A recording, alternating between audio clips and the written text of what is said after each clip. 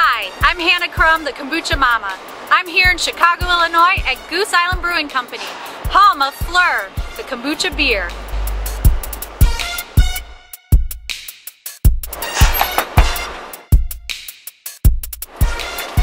Hey, I'm Hannah. I'm Tom. Welcome to Goose Island. Thanks, glad to be here. Come on in.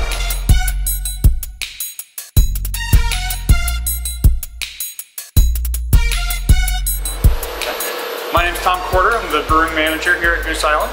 Kind of look after the new brands and future of Goose Island's production over the next 5 years.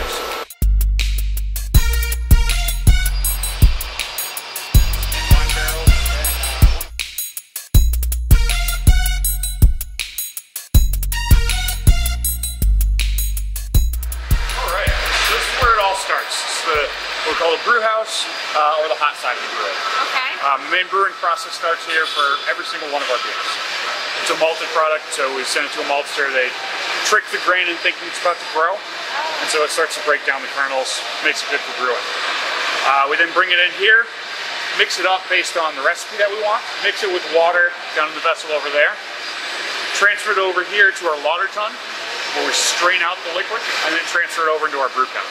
The main theory behind brewing is you take sugar from this, put it into liquid form, add yeast to your fermentation cellar. That yeast takes the sugar, converts it into CO2 and alcohol. There you go, there's beer. Wow, so that's just like the kombucha process. We make a sweet tea, a nutrient solution that's sugared, and we add our yeast and bacteria. Absolutely, very similar whole process. We've got 20 different tanks, each one being anywhere from 200 to 300 barrels capacity. We'll brew anywhere from 3 to 5 batches through the brew house here, put them in this tank, we'll add our yeast, and it'll ferment out for anywhere from 8 days up to a month. The strain of yeast you use makes beer taste different. So just like you're using different malts or different hops to produce different flavors, you're using different yeast strains to produce different flavors here. In terms of the kombucha, which yeast strains from the kombucha is it that you're looking to lock in? So the Matilda yeast strain is what we use for the primary fermentation. Okay. So we'll brew like a 15% sugar solution here and put it into one of these tanks and let that primary yeast strain ferment it for about a week. Then we'll transfer the beer into another tank with that kombucha, and we'll ferment out the rest of the way with some extra dextrose to give that kombucha a little more stuff to work with. So what we're looking for is not an overly strong kombucha presence. We want a subtle, fine character.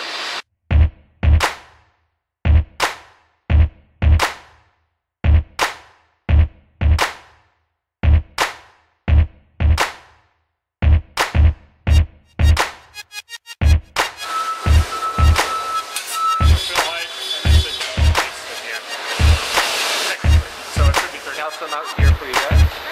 Oolong. Oolong, okay. Smells good. Yeah. Is always very easy.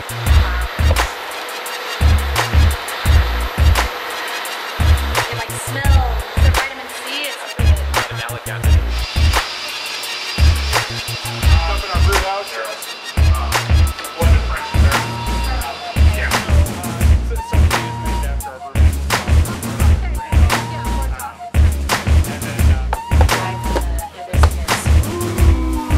So purplish. There's the yeasty bits.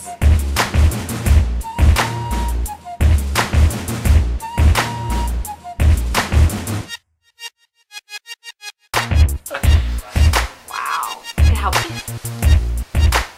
Yeah, they're cool things. Yeah, they are. So what is the national penetration for Goose Island? Are you... Right now we're in about 18 states, I think. So Illinois, any state touching Illinois, any state touching one of those. Okay. So most of the Midwest. Then we send a lot of our products to New York. We just opened that market. It's a pretty big market. Just opened up Boston last year, and we're sending some of our higher end stuff out west. So our Bourbon County Stout, Matilda, Sophie, probably Fleur coming up next year. So that stuff will go out west, Oregon, Colorado, California. Right now we're at capacity, a little above capacity, so we need to find new creative ways to get more beer out of the same place. Right now we're doing some contract brewing with some of our standard brands, so we have somebody else brewing some of those for us so we can focus on some of the higher end things here. And then every year we're doing more and more projects to boost up the capacity here. And then maybe 3 to 5 years we'll have a new place of our own to do some more bigger scale high-end stuff. But is the idea to stay in Chicago? We're a Chicago brewery, have been Right. for the last 22 years. We're not going to move out of Chicago. Got it.